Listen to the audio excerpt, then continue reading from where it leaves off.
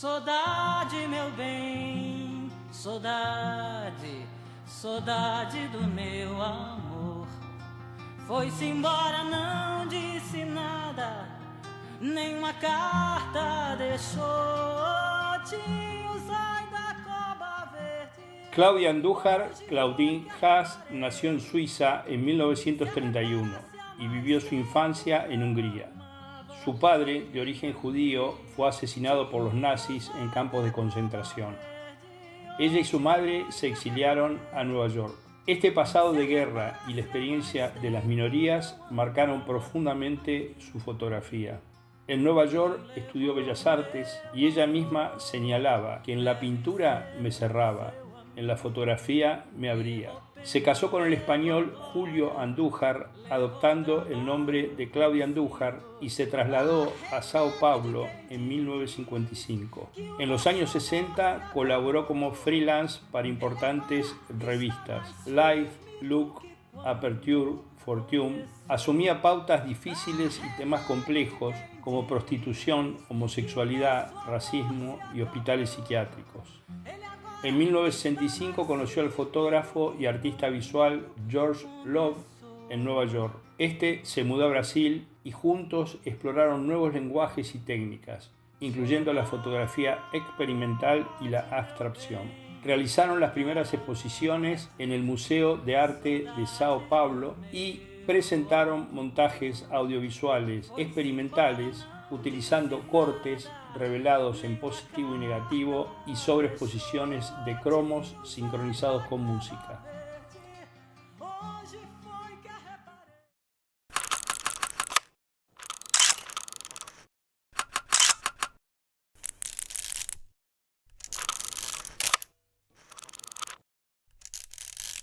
I was working for a magazine in Brazil called Realidade.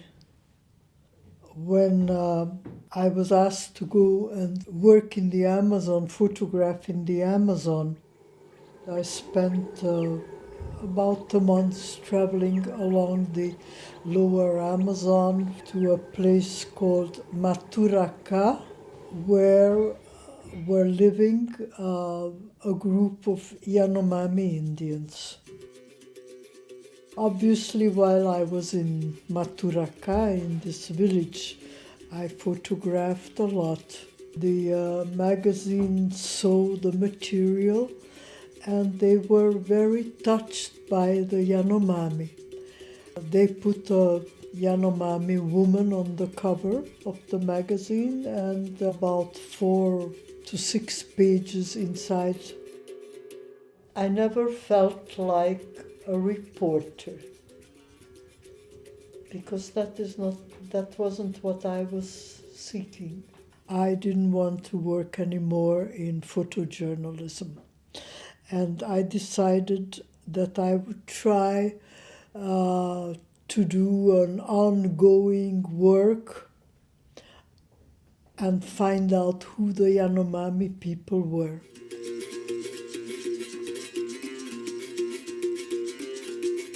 They were as much interested in me as I was in them. And I was very welcome, and they were very open. And I was very happy with all this. What struck me most was the very gentle way in which I was treated and their interest in knowing people. They were not at all afraid of me. They always came up to me and they touched me to see what I was like. They weren't quite sure when I got there if I was a woman or a man, so they asked me. Obviously, I didn't know the language, so we kind of talked through gestures and smiles and so on. I lived like them. We were all together, and I always felt part of them, and I think they had the same feeling for me. And I think that was very important to understand these people. I very much like this picture of this young man, and it's the way he looks. His look is what always attracted me in people, the way people look. Look at the world, look at you.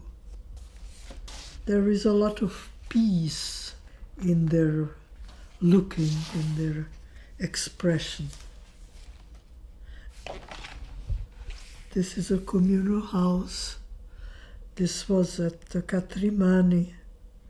See, a round shelter in which they lived. It was like the center of life. They open up spaces and let the light in. And when it gets to the point where it doesn't protect anymore the people in the hut, one has to destroy it and move on and build a new one. I became very much interested in their beliefs, and shamanism was something that that really took me into another world. My photographic experience became more and more involved with these things, no? And with the trips we took together. The shaman is a person who has learned to communicate with the spirit world, with other elements of nature. These are all scenes taken during shamanism, and I tried to show how the spirits dance around the people and how they descend.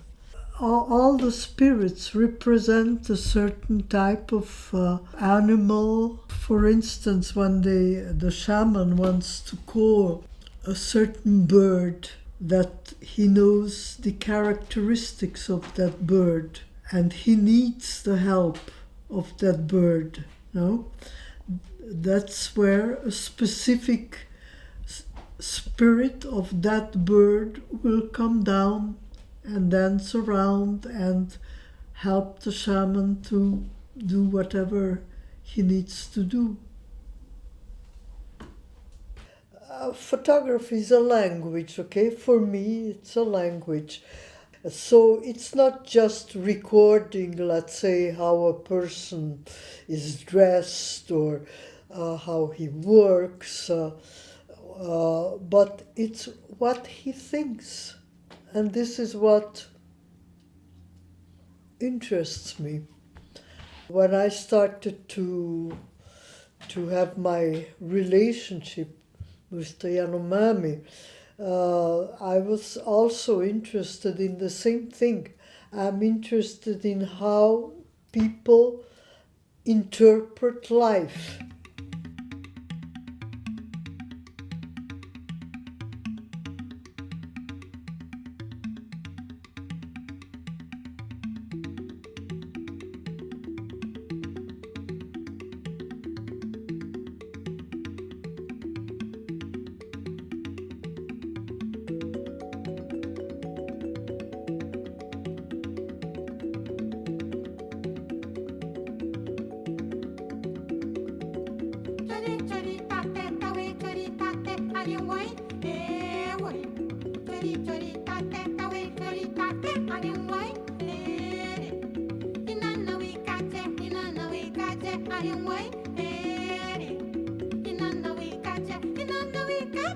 There were these first mining activities, and the Brazilian government had absolutely no interest in doing anything about it. I think they were in favor of these invasions. Their idea was always to occupy unoccupied lands. It was a way of penetrating into the Yanomami territory. They didn't do anything about the health problems or epidemics. It's very clear. It was a genocide. It was they had what they were interested in was to occupy these lands. I wanted to save these people. I wanted them to live. Besides having coordinated the campaign for their land rights and so on, we started to work also on trying to save their lives very directly through a health project. So my collaboration in this work, beside the two doctors that used the medical work, was to be able to speak to them and to make photographs of them. But the idea was to do very simple identification photographs.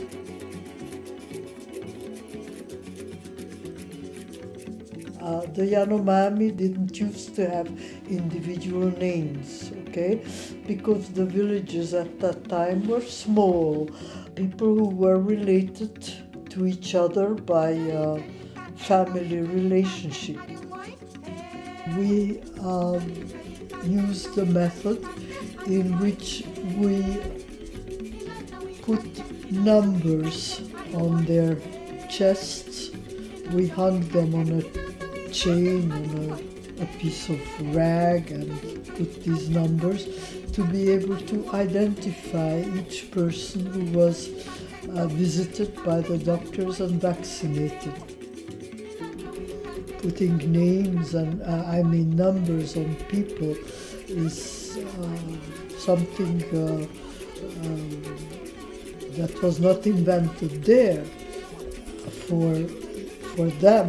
I mean, each one of us also have identity cards with a number and so on.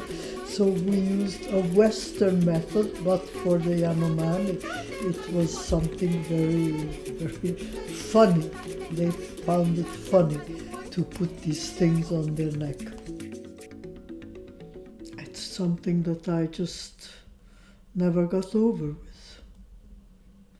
And this is something that unfortunately in history repeats and repeats itself. But I mean my personal connection, if that's what we are talking about in this minute, no, is this connection between people who just in front of me were condemned and I couldn't do anything.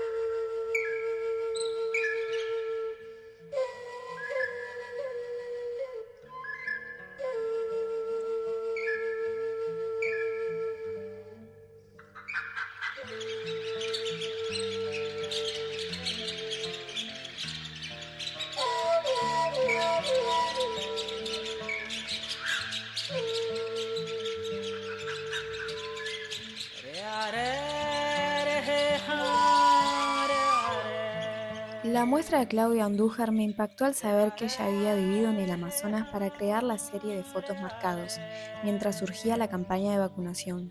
Creo que es muy difícil llegar a vivir entre comunidad y aún más que la hayan dejado retratar a cada uno de los integrantes. Pero la serie de fotos que me llamó más la atención fue Sueños, donde ella trabajaba con negativos y revelados superpuestos para lograr un montaje analógico espectacular. Una de sus obras que logró captar mi atención fue la fotografía del búho. Creo que esa imagen tiene mucha fuerza en la mirada del animal y la fuerza del mar de fondo. Se podría decir mucho de lo que transmite una imagen como esa.